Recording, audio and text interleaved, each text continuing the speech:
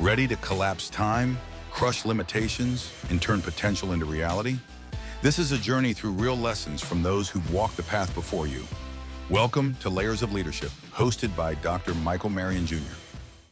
Welcome to Layers of Leadership podcast. My name is Dr. Michael Marion, and I have the honor and pleasure to have a friend here, Efrem Smith, pastor, Reverend, Dr.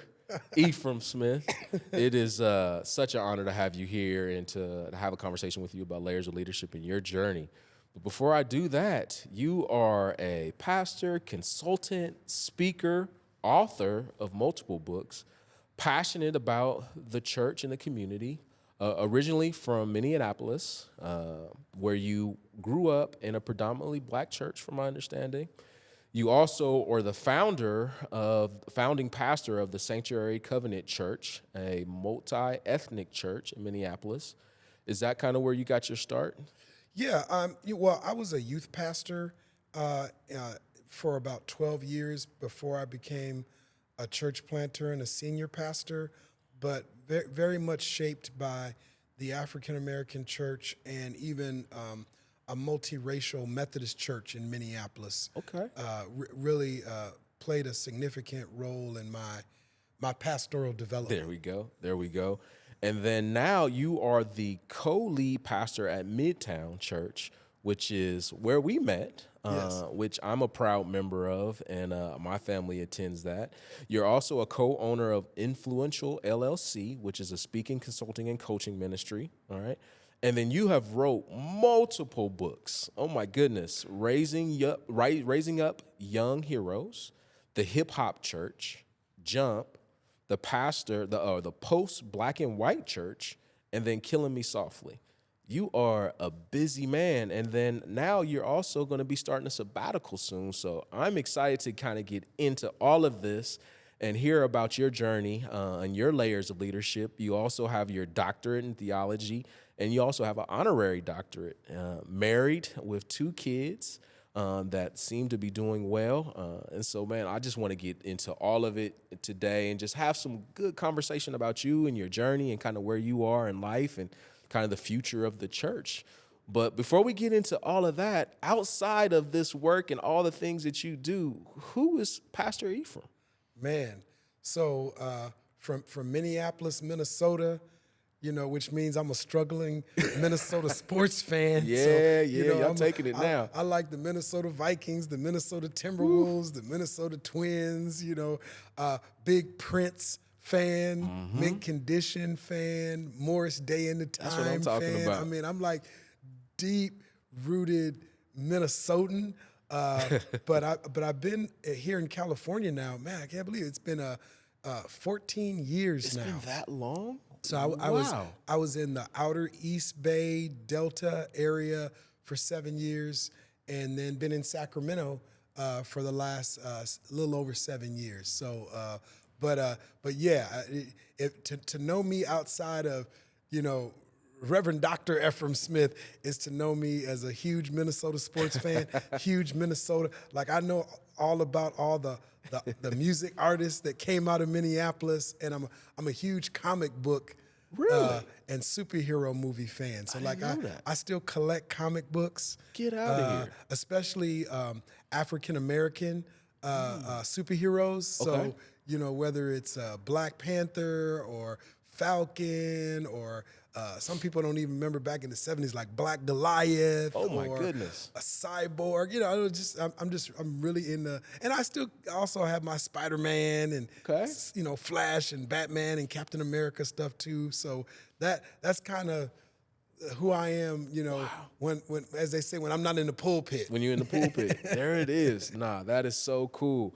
I did not know you had this love for comic books, and wow, we definitely want to get into that. My sons love comics, and we went to a comic show in Oakland where there were a lot of authors there that had wrote their own comic books, and it was so cool to really see them and have my kids meet them and get their comic book signed. So that was neat. Yeah. So music, where did that come from? Well, that's what I thought I was going to do. Get out of here. Before being a pastor. So you know, growing up in Minneapolis, and as a boy, and I know you relate to this as, you know, a former Division I athlete, is, you know, most boys dream of being an athlete. Yep. And so up until like, you know, ninth grade, you know, I ran track, played a little basketball, played a little football. By the time I was a freshman in high school, I knew that wasn't going to be my future. You knew that wasn't your unfortunately, path? which was a struggle for me at first. Because, I mean, for some boys, that's a crisis when you realize that all your friends are excelling in basketball and football and track, and that's not going to be your thing. And as a boy, you feel like, well, man, who are you really if you're not playing football or running track? And for me, that was a struggle my freshman year in high school. And fortunately, I had a counselor, Efrem Smith. Okay. And he noticed that I ended up getting in a school play. And he noticed that I was pretty good at it. Okay. But he also noticed I was struggling academically. So he recommended that I transfer to a high school called Minneapolis North. Okay. This is the high school where like Jimmy Jam and Terry Lewis Get from outta the here. time and who produced Janet Jackson Rhythm and other Nation. artists. Like they went to that high school, and they had, at the time, they had a performing arts school within the school. And he thought it would be good for me if I went there. My mom and dad agreed to it. I transferred. I got involved in theater, music. So if you ever remember that old TV show or movie Fame, Absolutely. it was about a performing arts Absolutely. school. So in the morning, I went to class with all the other students, but in the afternoon, I was in a performing arts school, learning dance, theater, music, and that changed my life. Like, I excelled academically. Wow. I mean, I wasn't like a 4.0 student, but I was good enough to go to college, and so I'm very involved in music and theater, sang in gospel groups very young. I ended up majoring in theater and communications in college. And that's at St. John's, right? Yes. Yep. So that's what I thought I was going to do. I thought I was going to be an actor, or at least, you know, I had the communications major as well. So I thought, okay, if I'm not going to be an actor, maybe I'll be like, you know, an anchor on a news, you know, or I'll be a journalist. So like I was trying to strengthen my writing, my speaking, my acting, goodness. thinking I would do something. And I do have one film to my name. Oh, but, do you? Get out of here. I did some plays and stuff, some theater when I was in high school and college. You know, I was the DJ. Okay. One of the DJs at the radio station when I was in college. Love it. I remember getting assignments, like the university would send me out to like Ice-T concerts. And What? I would like interview Ice-T Are you before he would serious? perform or after he would perform. So Wow. so I was thinking, oh, maybe I'll be on BET or I'll be on MTV or I'll be on an entertainment news program or I'll be an actor.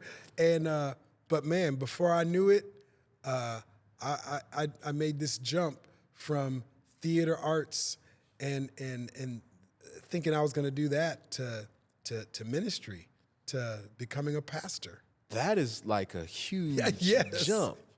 But to go back a little bit, I think it's incredible that your parents supported you in making that transition to the school. And I think it's even cooler that that counselor saw something in you. Yeah. Right. And I think so often, sometimes those people go unsung, right? Yes. And not and named. And I'm glad that you named that individual that was able to say, hey, this person saw something in me when I was going through a difficult time, when I thought maybe I was going to be an athlete, I was going to do these things and I might have been struggling, but they saw something else in me. Yeah,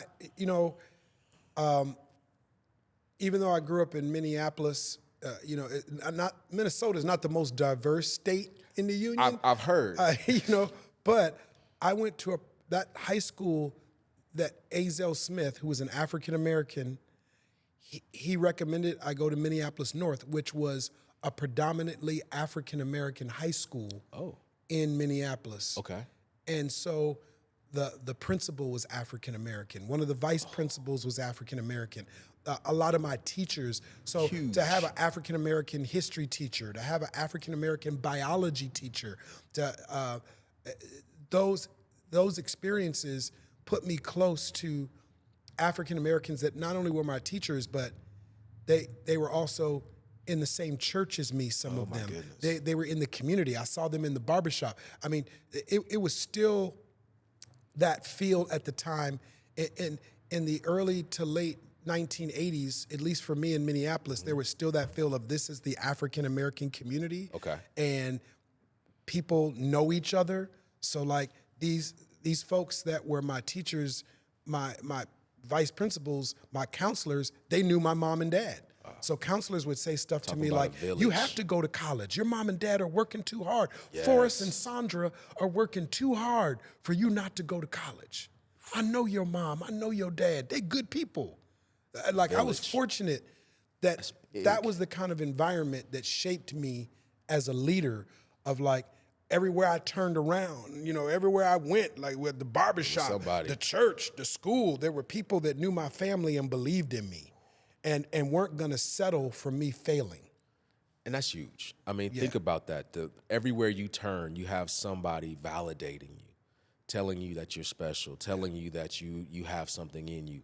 I think unfortunately that's missed a lot, especially in our community. But I think it's something that when we can highlight it, we have to highlight it because it does take a village. Yes. It absolutely takes a village. And I think you're doing that at Midtown. You guys have absolutely created a village over there that every time I go in there and I bring the family, we just feel welcomed. We feel at home. And I think that is a positive thing. And just kudos to you and Bob and the rest of the crew that are doing amazing stuff over there. So tell me a little bit about this journey to getting into pastoring, like getting into the seminary and all of those types of things. This episode is brought to you by Systems to Solutions. Think smarter, work better. Welcome to Systems to Solutions. So, you know, though I can talk about the ways in which my academic journey shaped me, you know, middle school, high school, college, and so forth, the church played a significant role in my life. So as long as I can remember, I was in church. Yeah. And so, you know, I sang in the choir in church. I was a junior usher in church. I was a junior deacon in church.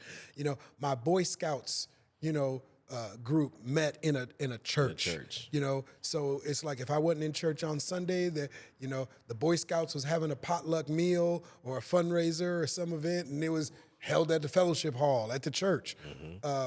So when I was in high school, I was at a predominantly African-American church, Redeemer Missionary Baptist on Sunday, but then there was a Methodist church, Park Avenue Methodist, that had a youth group, and I went to their youth events on Wednesdays, and during the summer, they would have camps and retreats, and like they took kids on, you know, inner city kids on ski trips. So like, you know, how could an inner city kid go skiing? Or they would take us to like Florida, to Key West. Like, wow. So this youth pastor who was a white guy named Art Erickson had this philosophy or theology that one of the ways to develop young people is take them out of their comfort zone and put them in an environment where different skills can be developed in them. Take them out into the wilderness so they can learn how to fish and put up a tent. Take them, you know, on a ski trip so they can learn how to ski down some slopes. And so that connected me to church. And so when I went to college, you know, again, I'm a theater communications major, but Art Erickson would always offer me a job every summer. Like my youth pastor would call and say, hey, what you doing this summer? And I'm thinking, well, I don't know, maybe try to intern at a theater company, audition. I don't know. I'll figure it out when I get home. Right. You know? And he's like, no, I think you should work for the church. You could use those theater skills here. Why don't you work at our day camps and do skits and do performances and teach children how to do theater arts and just work with the kids? So I would do that. And then he'd say, hey, you know, I noticed you can sing. You know, you should sing in our choir this summer. And we're going to do an outreach festival called the Soul Liberation Festival. And he knew I could sing. So this same guy, he put me in a gospel group called Soul Purpose. And I sang with two other young ladies who had incredible voices. And so he would hire me during the summer at church doing stuff I was already gifted at. Wow. Doing things that I already loved. So by the time I was a senior in college, I mean, I had a professor in college. She was wanting me to go on and get my Master's of Fine Arts. She wanted me to apply to the University of Texas. Really? To their Masters of Fine Arts program and continue to grow in theater and really take this serious. But Art Erickson was saying, you know, I think there's something here. He goes, I see you being an incredible leader in the church and in your community. And so when I had to make the decision, I kind of stumbled into, you know, maybe I'll try this ministry thing. Wow. So let me tell you this quick story. Yeah. My wife, Danisha, we were dating at the time, and she says to me when we're in college, there are 3 people I will never marry. I will never marry a fireman. I'll never marry a police officer. I'll never marry a pastor. And I was like, you don't have to worry about me. I might be a struggling actor, but I'm not going to be any of that. But, man, Art Erickson just kept pouring into my life. And so I didn't want to tell Danisha, you know, we've been married now for 31 years. So I guess she ended up doing what she said she wasn't going to do. Nah, you won her over. So her grandfather was a pastor. Oh, okay. So the summer before my senior year in college, I'm wrestling with, am I supposed to pursue this arts thing? Am I supposed to pursue this church thing? And I'm nervous about the church thing because I'm like, you know, man. So I go to Danisha's grandfather. We're dating at the time. Her grandfather's a pastor. Wow. And I say, can I talk to you? And he goes, about what? And I said, I'm wondering if I'm called to ministry, if I'm supposed to do something in the church. And he goes, well, we'll find out. And he walked away. No, he didn't. And I'm thinking, what kind of answer is that? So a few weeks later, I'm at church with Danisha at Rising Star Baptist, sitting out there next to her. And Pastor Barry, her grandfather, says, you know, a few weeks ago, Brother Efrem over there gonna come up to me and say he want to have a conversation as he called to ministry. In front of everybody. And I hadn't even told Danisha about this. He said this in front of the whole church. And so he says, well, we're gonna find out. 3 weeks from today at 4:30 in the afternoon, he's gonna preach his trial sermon. No, he didn't. And then after he does that, we're gonna excuse him and then we're gonna pray and we're gonna ask God if he called to ministry. Whew. And I'm thinking, man, I just wanted to have a conversation. Just a conversation. What is this? Wow. But that's what happened. 3 weeks later, at this storefront church in North Minneapolis, down the street from North High School, I preached my first sermon. Were you nervous? I was super nervous, scared. You know the funny thing is, even to this day, every time I preach, I'm scared and nervous. Yeah. And you know, and they say I'm pretty good at it. They say I'm all right great at it. You know what I mean? I'm scared and nervous every time I do it all these years later. And here's the funny thing. I was scared and it felt natural at the same time. It's hard to describe. You ever done something that like, you know, I don't know, like when you played basketball, if you had this feeling like every game you felt like nervous. Right before you step on. But then as soon as you hit the floor, you was like, this is what Everything I was meant changes. to do. This is like. Everything changes. And that's how I felt that day was, why is it this seems natural to me? And so that was the beginning of me. So that same day after I preached, they did excuse me. Then they brought me back in the sanctuary, and with a tear rolling down his face, Pastor Barry said, it's our honor to license you as a minister of the gospel. So that church licensed me. I was a licensed minister that day. So I was licensed as a minister as I was finishing college, before Denise and I were married. And then 2 years later, I was ordained. And then I went to seminary. Wow. And started working on. And so for a while, I worked like, you know, at a Christian Boys and Girls Club, and I was going to seminary at the same time. The funny thing is, while I was a youth, then I eventually became a youth pastor. Okay. And a high school basketball coach. Can you imagine that? So even though I wasn't had them both, I only played sports till 8th grade. Really? That's a longer story than maybe I have time to tell here. But I was working at a Christian Boys and Girls Club called Hospitality House. Okay. One of the ways that we did outreach to kids is we had these centers around the city that had, a gym in them. So, we were trying to reach kids for Christ. Yes. But the way we would reach them is kids would come we'd had open gym and kids in the neighborhood would come. So I had a guy that actually played college basketball.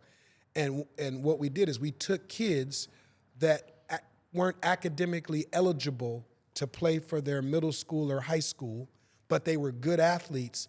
We put them on a team and put them in a park and rec league.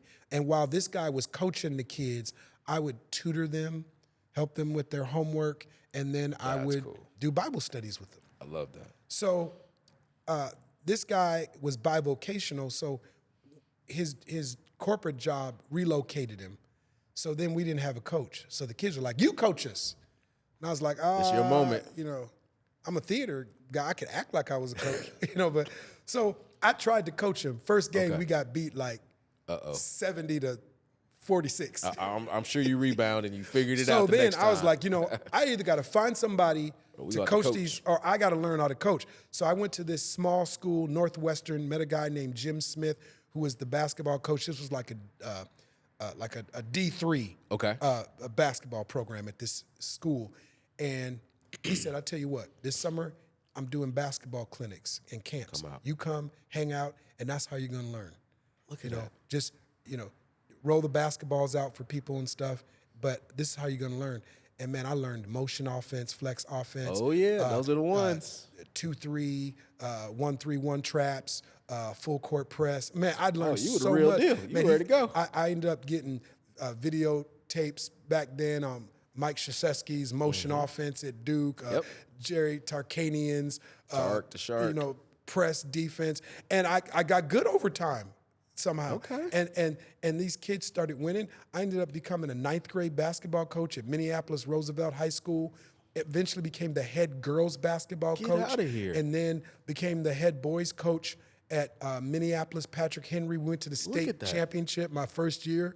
Wow. And then I coached high school basketball until we planted Sanctuary Covenant Church in Minneapolis. Okay. And when we started that church and I was pastoring, that took up so much of my time. And then God started opening up doors for me to teach, to write. And so then I had to step away from coaching. That's a crazy story, though. But that's how life works, right? You never know what's going to happen, and you end up walking into one door and it just opens up another. But I learned as a leader, if you have enough passion and enough willingness to learn, you can step into things that might not even be your initial natural gifts. And I think this is important for leaders to know because, especially, there are economic times where you things happen where you might get let go from the industry that you were trained in, that you feel gifted in.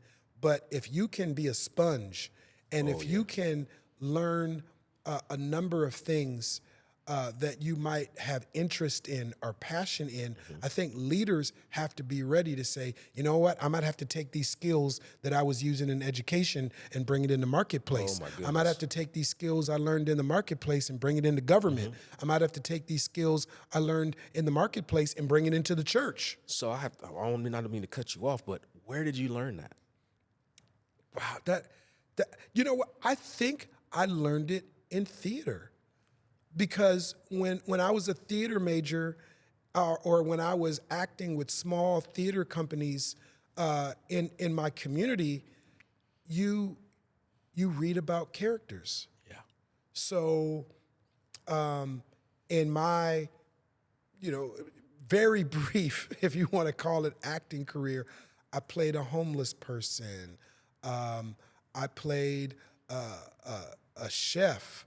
I played a security guard at a museum. I played a hippie in the 60s. Wow. And I think through reading plays, scripts, learning characters, you kind of have to really play that character well. You need to know something about that field. You can't, I'm assuming professional actors today, if they're playing a doctor on Chicago Med, they got to learn something about medicine.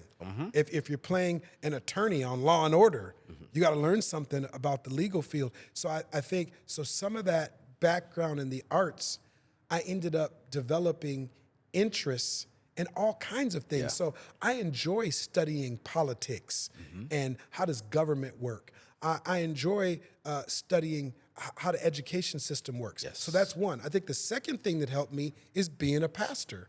Because if you want to pastor people well in a community, again, if the church is going to be an asset in the community, I've had to learn over the whatever community I'm in, what's going on in the school system. Yes. What's going on in government? When I was in Minneapolis, if I really wanted to not just be a good leader on Sunday morning, but a good civic leader during the week, I had to go, well, how do these school council meetings work? That's so how do big. these city council meetings, how do these school board meetings work? There's a new credit union in my community. Should people put their money there? There's a new bank here in the community. Should I advocate for, or should I say, hey, you might not want to put your money there? Hey, there's a new apartment building. Is the owner a slum landlord, or are they going to do right by our community? So I think being a good pastor, I've had to learn, and then I think I've just been so fortunate that I've pastored churches. Like, I mean, the church I pastor now, I mean, I have folks like you there. It's incredible. We have NBA basketball players there. We have healthcare executives there, attorneys there, sitting next to homeless people, sitting next to single-parent moms and dads, sitting next to CEOs, sitting next to teachers and social workers. And so, I've been so fortunate. It's incredible. You know, to hear so your story fortunate. is just is magical. And you're right. The Midtown is it's such a great place, and my kids are on me.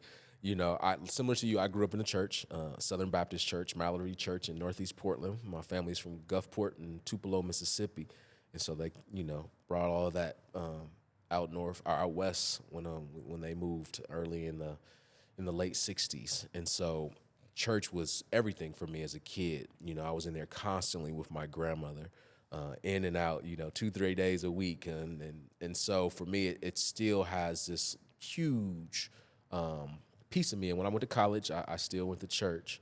And then there was a time that I took a little bit of a break. And in talking to my grandparents before they passed, I made a promise that I would go to church once a month. I'll get back in there. Has there ever been a time when your faith has been rocked and you had to really sit with it for a while? I know you and I've had some conversations over the years, but I'm curious to hear if that's ever happened to you. Oh, yes. And what was that journey like? Yeah, I think, especially when you have trials in your life, when you have deep challenges in your life, you can have a faith crisis or a moment of faith confusion. So, when somebody in your family that you love dearly passes away, especially if they pass away sooner than you thought they should. But I also feel like there have been times, more than I've questioned my belief in God, man, if I'm very transparent, there are times I questioned my hope in the church. Because on one hand, I mean, this is what I do. Right. You know what I mean? Like, I pastor a church, but sometimes I've asked myself, man, why is the church so racially segregated? Why is the Christian church in America so divided by politics? Why are there some churches that seem to be more judgmental and more shaming of people than they are loving of people? And there's sometimes when I was like, man, why am I doing this? And so the fact that I've been a part of predominantly African-American churches that were more than just worship centers on Sunday, but community development centers during the week, helped me get through those times of crisis.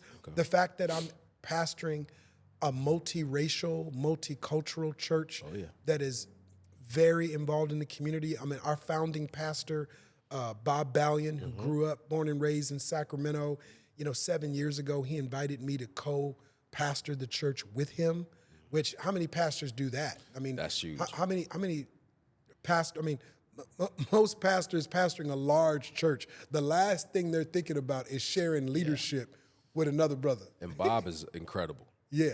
I met him right when I first moved to Sacramento, and he's just been a good, steady, supporter of me throughout my time here. So I can see it, definitely. So Bob Ballion invited me to co-pastor with him, and then we brought Susie Gomez a couple of years ago. So it's like the three of us pastoring together. So the fact that I'm at a church where women are empowered, I'm at a church that is multiracial, multi-ethnic. I'm at a church that cares about the unhoused, that cares about educational disparities and gaps, and we want to close them, and we care about people's faith walk. Those kind of experiences have helped me rebound when I had moments of faith crisis or faith confusion, and to see so many lives transformed.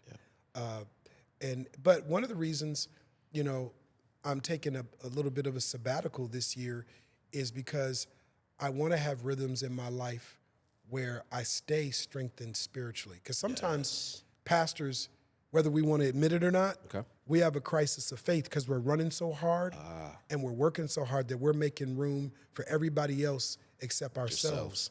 We're preaching and teaching about God, but we're not making as much room for God to penetrate our own souls as we need to. That's big. When you told me that you were blessed with the opportunity for sabbatical, that's the first I had ever heard of that. I had never heard of that before, but to your point, it makes so much sense. And it sounds like some of the, I don't know if they call it a pilgrimage or a journey that you're going on. It just sounds just so empowering and uplifting, and it just sounds like you're going to come back with all these new and creative and fresh perspectives. Yeah. Peter Drucker once said the 5 toughest jobs in America, he said in no particular order: President of the United States, president of a major hospital, president of a Fortune 500 company, president of a major university, and he said pastoring a church of any size. Absolutely. He described those as the 5 toughest jobs.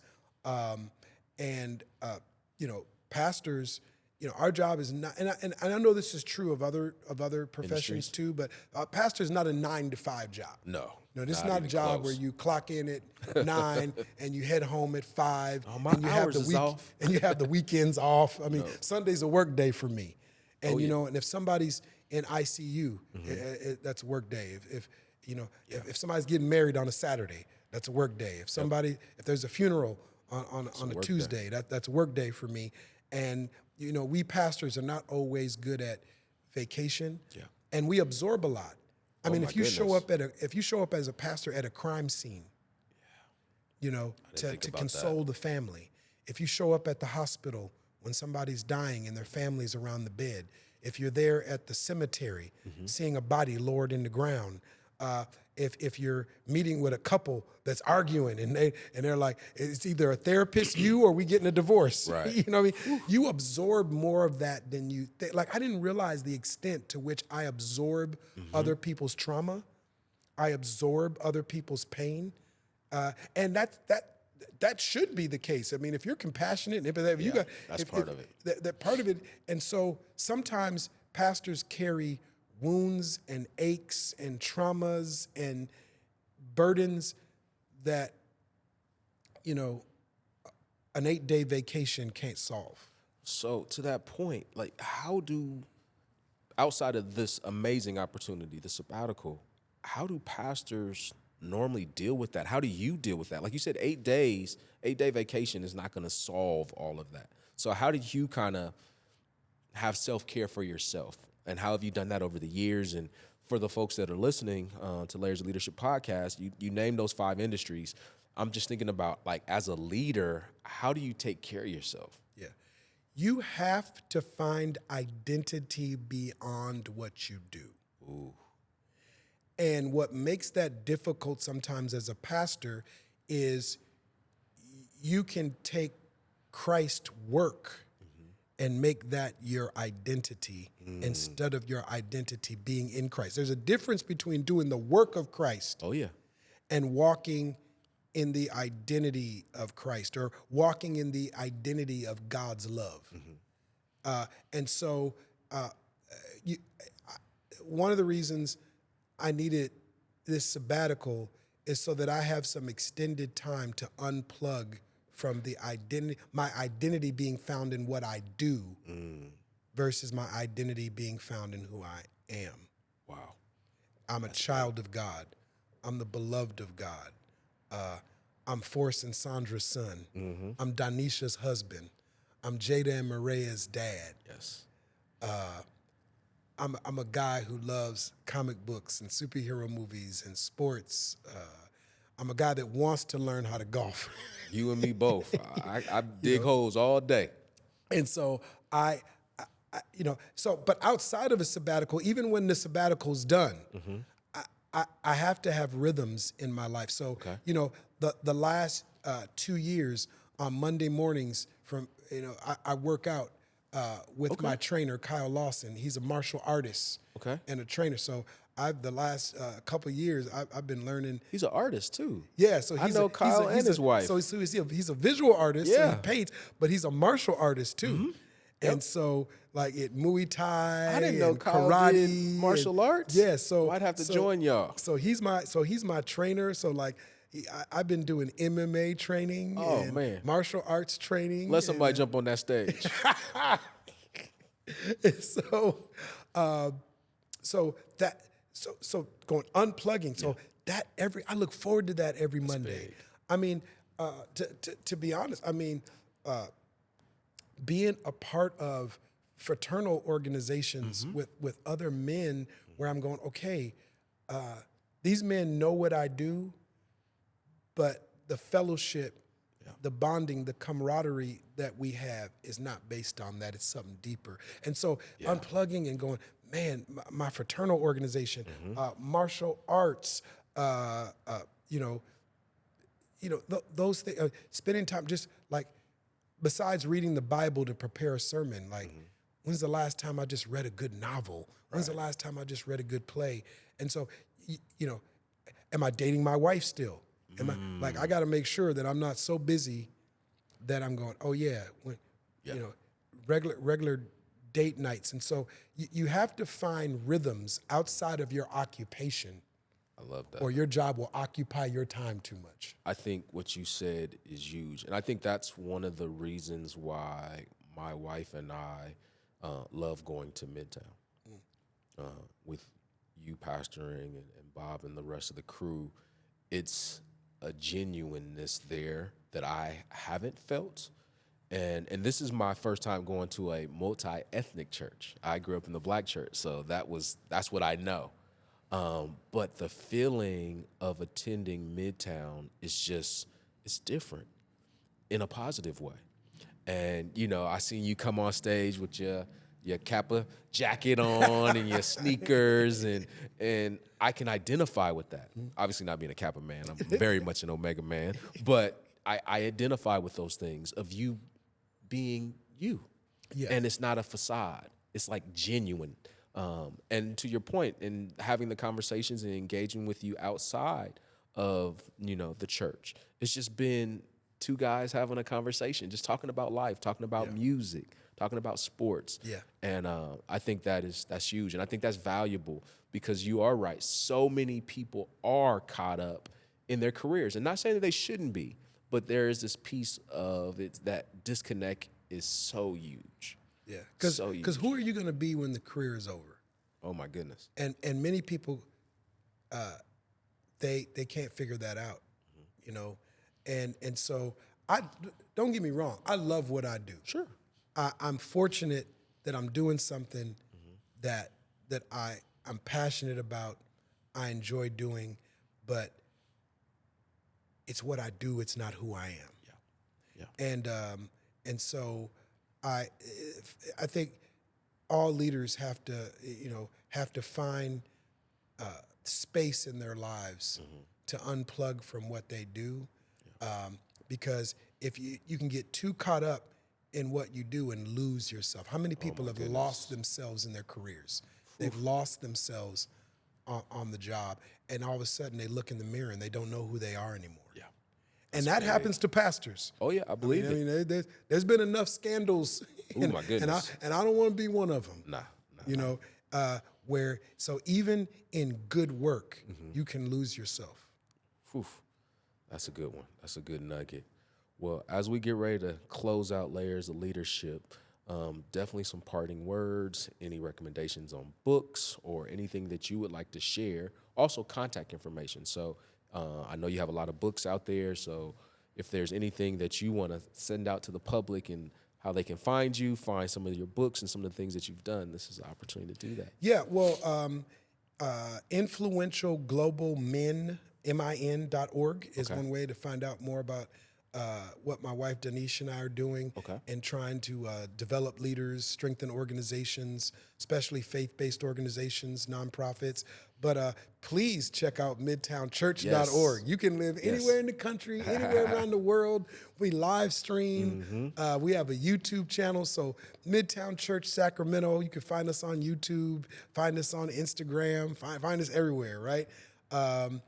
So I encourage people to do that. You can follow me, Efrem Smith, on social media. On Instagram, look for the blue check so you know it's really me. But